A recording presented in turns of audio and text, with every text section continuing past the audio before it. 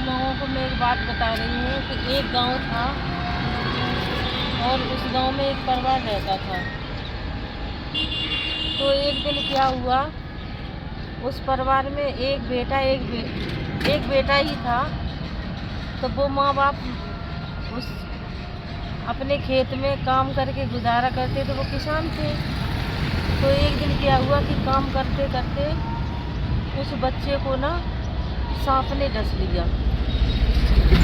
तो क्या हुआ कि सांप ने डस लिया उसको। तो वहाँ पे सारे गांव में एकदम से हड़कंप मच गया कि बच्चे को सांप ने काट लिया, सांप ने काट लिया। तो फिर एक दिन क्या हुआ कि जब सारे गांव वाले इकट्ठे हुए तो वहाँ पे मतलब जब सब इकट्ठे हुए तो उसके माँ बाप, परिवार के और लोग भी थे, वो लोग सारे रोने लगे कि भाई ये क्या हो गया, क्या हो गया। अब वो बेचारे इतने परेशान। अब उनका इकलौता ही बेटा था 12 साल का। अब भाई जिसका बेटा ख़त्म हो जाए तो वो तो रोएगा ही रोएगा, रोना ही रोएगा। तो भाई वो इतने परेशान थे, आपको बता नहीं सकती। तो भाई इनका लोगों को बहुत बुरा हाल था। तो एक रोज़ क्या हुआ कि वहाँ पे संत महात्मा घूमने आए और उनके साथ उनके शिष्य थे। तो वो चलते चलते चलते चलते इतनी धूप हो रही थी कि उन्होंने देखा कि कहीं ठंडा आसरा देखा जाए जहाँ ठंडक हो, वहाँ बैठते हैं। तो उनकी शिष्य भी बोले हाँ गुरु जी ये बात सही है कि हम लोग ना मतलब वो यहाँ पे बैठेंगे कहीं किसी जगह। तो पेड़ की छाँव मिली और वहाँ पे पेड़ थे। तो वो लोग घूमते घूमते घूमते घूमते उस पेड़ के नीचे बैठ गए आके। तो यहाँ पे क्या था कि उसी थोड़ी दूरी पे वो जिस बच्चे को सांप ने काटा था वो बच्चा हुआ दफना दिया गया था ज़मीन में, वहीं गड़ा था। तो वो बोले कि यहाँ पे ना कोई गड़ा हुआ है यहाँ पे, और यहाँ पे किसी की लाश है और वो लाश को यहाँ दफनाया गया है। तो होते करते में कि जो एक आदमी ना साइकिल से उधर आ रहा था, तो उन महात्मा लोगों ने उसको बुलाया और बोले कि ए भाई कि इधर आओ। हाँ, वो उन महात्मा के पास गया, उन महात्मा के पास गया। तो क्या नाम, वो महात्मा बोले कि भाई मैं तुमसे एक बात पूछना चाह रहा कि हाँ महाराज जी बताइए कि यहाँ पे किसी तुम्हारे गांव में किसी की अभी मृत्यु हुई है। तो बोला हाँ महाराज जी, एक हमारे यहाँ पे एक लोग हैं, उनका 12-13 साल का बेटा था, वो ख़त्म हो गया और उनका इकलौता बेटा था। तो बोल बहुत परेशान होने लगे, बहुत परेशान हुए। तो उन्होंने बोला कि भाई मैं उस बच्चे को जिंदा कर सकता हूँ।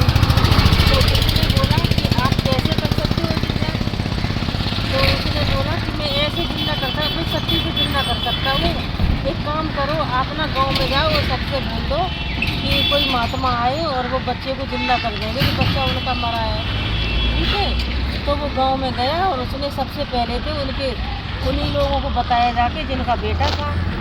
तो उन लोगों ने क्या किया, उन लोगों ने बोला कि वहाँ पे चलो और फावड़ा लेके चलो। तो क्या नाम, फावड़ा मंगाया है महात्मा जी ने। तो वो वहाँ पे फावड़ा लेके गए, सारे गांव के लोग इकट्ठे होकर पहुँचे महाराज जी के पास। तो महाराज जी से उसकी माँ और बाप रोने लगे कि मेरे बेटे को जिंदा करो। तो महाराज जी बोले आप चिंता मत करो, मैं आपके बच्चों को जिंदा कर दूँगा। ये बच्चा आपका मरा नहीं है, अभी ये बच्चा जिंदा है आपका। तो उन्होंने क्या बोला कि ये पहले ये गड्ढा खोदो। तो उन्होंने ना गड्ढा खुदवाया, गांव वालों से मिलके गड्ढा खुदवाया। तो गड्ढा जब खुद गया तो उसमें पानी भरवाया उस गड्ढे में, और नीम के बहुत सारे पत्ते डाले और नीम के झाला भी तोड़ के रखे। तो नीम के जब बहुत सारे पत्ते डाले तो वो पत्ते ना क्या नाम, देखो उन्हीं से उन्होंने क्या करा कि उस बच्चे को उस पानी में बिठा लिया, और वो जैसे ही मंत्र पढ़ते जाएं वैसे ही नीम के झाले से उसको झाड़ते जाएं और मंत्र पढ़ते जाएं। कुछ देर बाद वो बच्चा, उसने आंखें खोल ली, उस बच्चे ने आंखें खोली और वो बच्चा जीवित हो गया।